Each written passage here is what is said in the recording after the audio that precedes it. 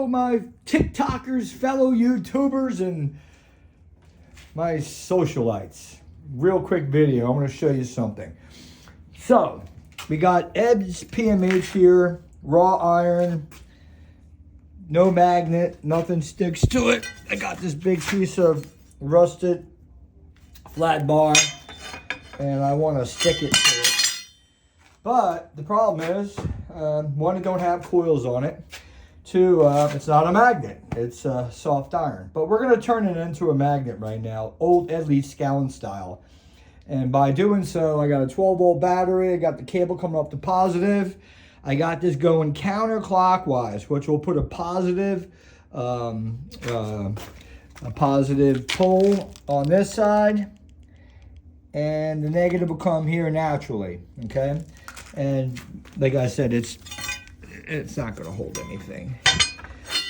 It's not a magnet. But let's go ahead, and what we're going to do is we're going to somehow, how can I do this? Well, going to have to post you over here, I guess, so you can watch. Let's see if I can get you here.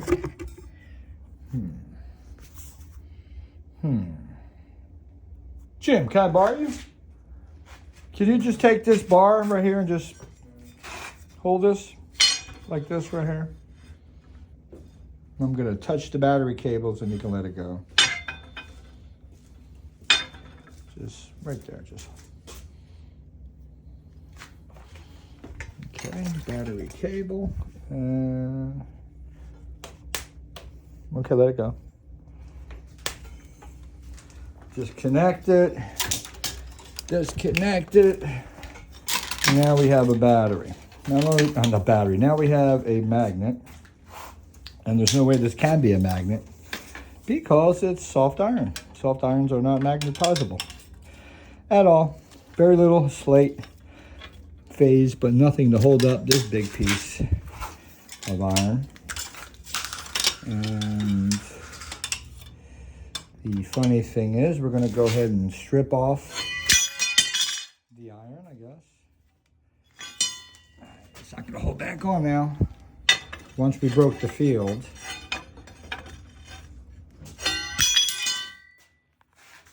So you can see that I used the copper wire. I ran this counterclockwise and I trapped the energy coming out of the battery, the electrons, into this iron. And then I put a piece of metal up here because what it allowed is the front of this to become like a race car. It allowed connection from this side magnetically enough to keep the energy racing around this pipe in order to keep that piece of metal on. And it didn't need anything else. Perpetual. It'll stay on there unless you bang it off or something. But one thing I wanted to show you, it's called trapped energy in iron. There's no explanation. There's no reasoning. Leave your comments. There's no understanding on it. Nobody knows about it.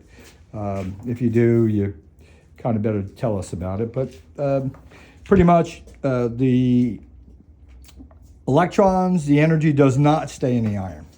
So what you're actually looking at is electrostatic induction crossed with magnetic induction. So leave your comments. Peace. Well, let's go ahead and get one more wound. Let's wind this up one more time. That's pretty fun. So counterclockwise. So if you go counter, let me see. Put this back up here on the positive note. Let's come over here. Let's make 1, 2, 3, 4, 5. So what's even better is I could turn this counterclockwise and this clockwise and have it stronger. Okay, so I just want to let you know, I can bounce a lot more electrons into this iron. And so it ain't easy to bounce that off. You can tug on it. I can put a scale on it and show you how much weight it'll hold. But basically you're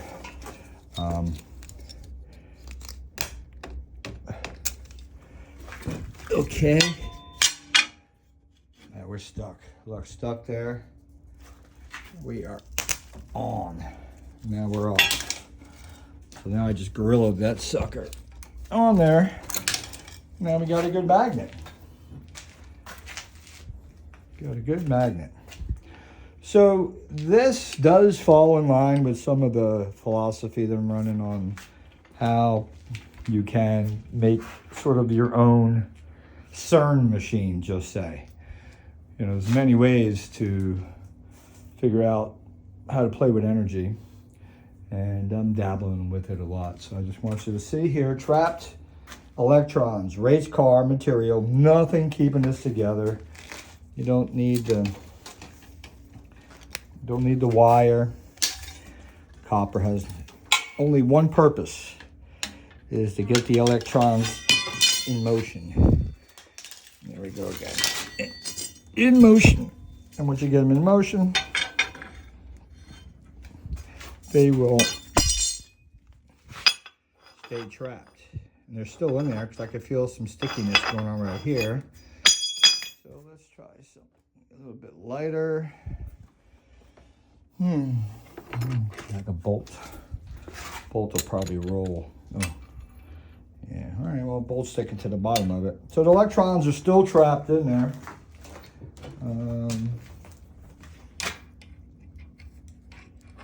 That's a little heavy. Yeah. Happy New Year almost to everybody. If you're in this part of the world, on eastern part of the United States. So here you can see this is magnetically stuck. And it's not a magnet. It is soft iron. So now we have the electrons running in their NASCAR. And we also have we realign the molecules in the iron. So when you have displacement in the iron, and you line up the molecules, the magnetic domains, we can call them. If you want to line up the magnetic domains, they'll stay lined up here for a good bit on their own, but they won't hold forever, except for Ed's explanation on the PMH being a perpetual motion holder, is the fact that you could leave it here and for infinity, and it'll keep the energy in there. It won't lose any energy. It's very efficient. In fact, he shows in his experiments with the two coils on here, and he puts a little light. And when he bonds it, the light will light up, of course, energy in. And then when he pulls the metal off, boom, the light lights back up. So there goes your ring bell twice. And then also that is your back EMF. And here's a lot of iron for displacement. So there's a lot of things we're going to get into the geometry of this, especially when you get into the straight and the 90-degree angles and back down. This will be North Pole, this will be South Pole, this will be North Pole. Down here will be South Pole. Each individual space right here is a nodal point. As these turn, it's pretty interesting, but the magnetic field will be, the flux will be changing dynamically, like, oh, poof, gotta get my butt up. Sort of like this. I can have a little drawing here. So the magnetic field on this one here would be looking there down. And the strangest thing is on the top is where the North and South Pole is. So you're going to take this and flat pancake this up. Even though the iron displacement, because the coil goes from up there down in the ground, I got slits in the aluminum casing that sits here. And then we also have a slit in this inner wall adjustable slit in here, which will allow the energy in this pipe here, the inner caisson, not to be able to be running around like a race car, like I just showed you. It'll have a slit, so what it'll have to do is turn around and go back the other way. And when it gets back to this side, it's going to go stop, turn around, and go back the other way.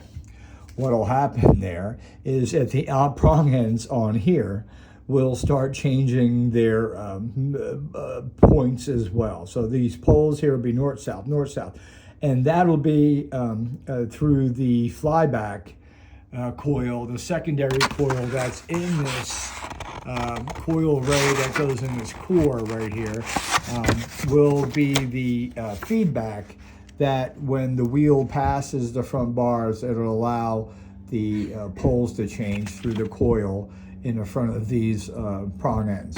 So the wheel will be perpetual. The goal is in the perpetual part of the wheel turning, once you get it going, it'll keep going.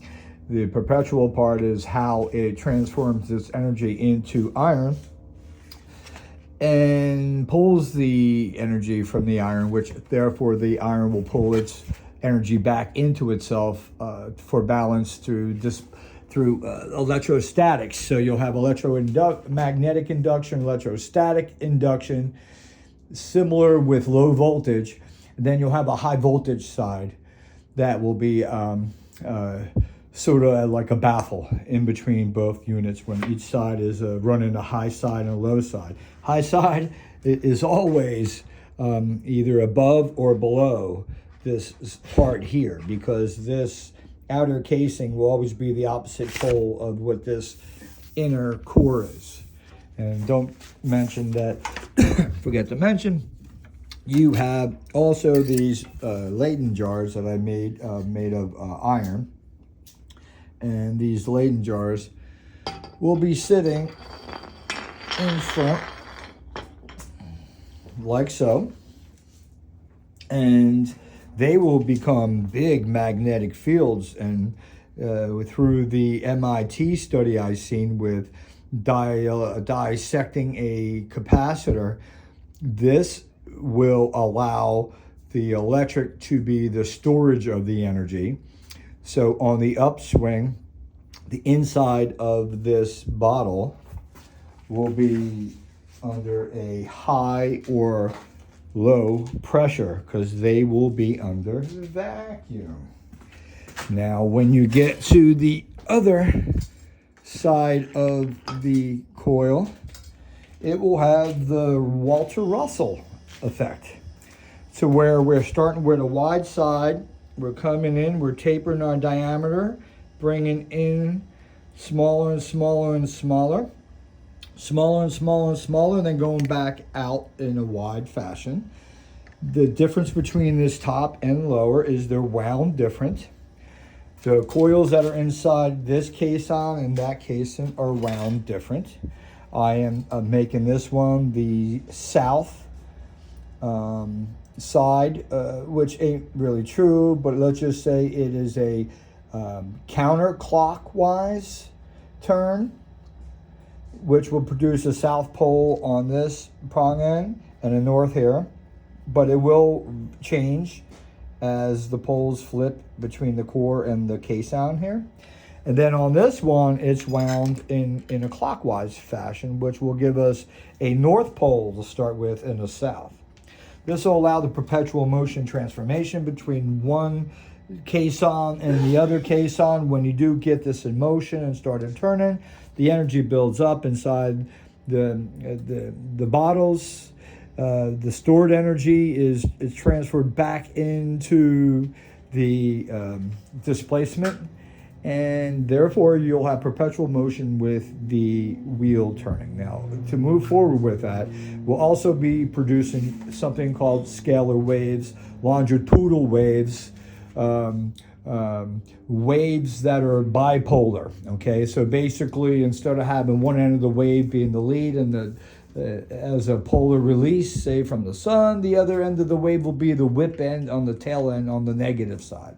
So when you have that traveling, say through space, through time, anything you have in free space, you're going to have whiplash. Once the front end touches any kind of material, anything that's an element or anything that is in our element chart, it will stop the front end dead in its tracks. The back end comes around, whips around, and it unleashes a big sort of energy into that